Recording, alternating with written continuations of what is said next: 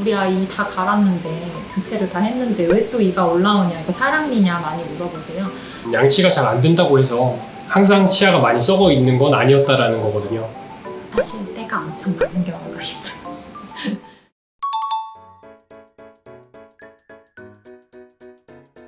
위쪽과 아래쪽에 조금 차이가 있는데 차이점은 송곳니의 맹출 시기라고 할 수 있겠습니다. 보통은 앞니 가운데서부터 해서 이제 빠지는 순서도 마찬가지고요. 앞니 가운데서부터 해서 뒤쪽으로 쭉 앞니, 그 다음 송곳니, 작은 어금니, 큰 어금니 이 순서가 일반적인데 아래쪽은 말씀드린 그 순서대로고요.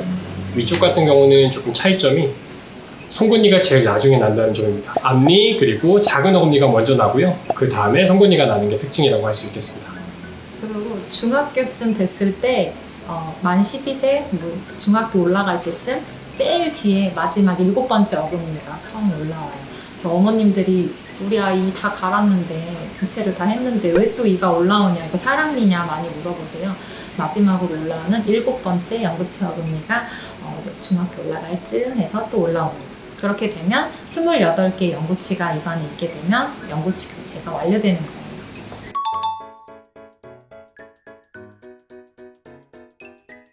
네, 그럴 수도 있어요.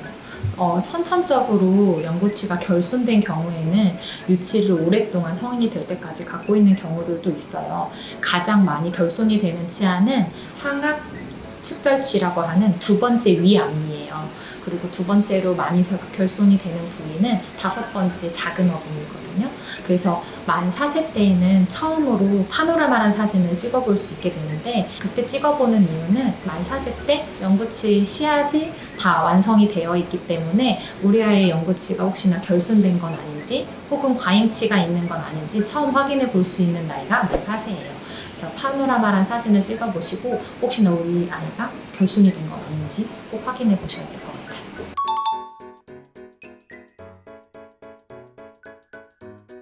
대부분 유치 시절에 충치를 경험했던 경우가 성인이 됐을 때 영구치에도 충치를 경험하는 경우가 많다고 해요. 그래서 어린이였을 때에도 충치가 생기지 않도록 양치질을 열심히 하는 습관을 가지는 게 아주 중요합니다. 그리고 아이들이 유치원생이 되면은 스스로 양치질을 많이 하려고 할 거예요. 혼자 스스로 하는 법들을 터득하고 내가 할 거야 라고 표현을 되게 많이 하는데, 아이들 손은 사실 어른들처럼 정교하고 여물질을 못하기 때문에 적어도 초등학교 1학년까지는 자기 전에 한 번은 꼭 어머님이 직접 시켜주셔야 올바른 양치가 될 수가 있어요. 본인 열심히 한다고 하는데 사실 때가 엄청 많은 경우가 있어요.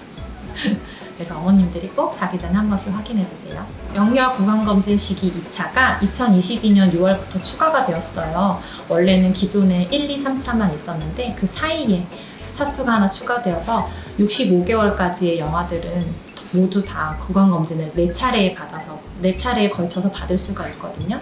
18개월부터 29개월까지가 1차, 그리고 30개월부터 41개월까지가 2차, 43개월부터 54개월까지가 3차, 그리고 54개월부터 65개월까지가 4차.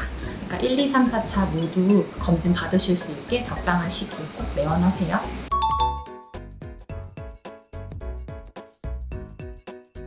저희가 이제 직접적으로 경험하는 바는 구강 검진을 했을 때, 입안을 들여다봤을 때 음식물 찌꺼기가 있고 양치가 잘 안 된다고 해서 항상 치아가 많이 썩어 있는 건 아니었다라는 거거든요. 그런 점에서 볼 때는 어떤 수치적인 측면은 아니겠지만 비슷한 환경에 있더라도 환자들마다 치아가 충치가 생기는 정도는 조금 다를 수 있다, 이렇게 볼 수 있을 것 같아요.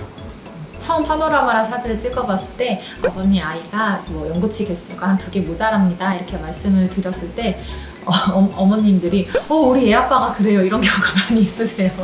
혹은 아이가 아래턱이 주걱턱인 경향이 있으니 성장기 때 정확한 교정 진단을 좀 받아보시는 거 추천드려요. 혹시 집안에 교정 치료를 받으셨거나 양수술 하셨거나 그런 경우가 있으신가요? 여쭤봤을 때 꼭 우리 아빠가 그러시더라고요. 그렇게 말씀하시는 경우들이 있거든요. 그래서 이 치아 배열이나 치아 개수가 모자라는 거나 혹은 어머님들이 쉽게 말씀하시는 애가 이가 약해요 이런 표현들도 사실 유전의 영향은 없다고 말씀드리기 좀 어려워요. 어느 정도 영향은 받는 것 같긴 해요. 사실 어떤 특별한 원인이 있어서라기보다는 폭발적으로 원인 없이 그렇게 일어나는 경우가 많은데 아침에 일어나자마자 양치하시는 분들 계시거든요.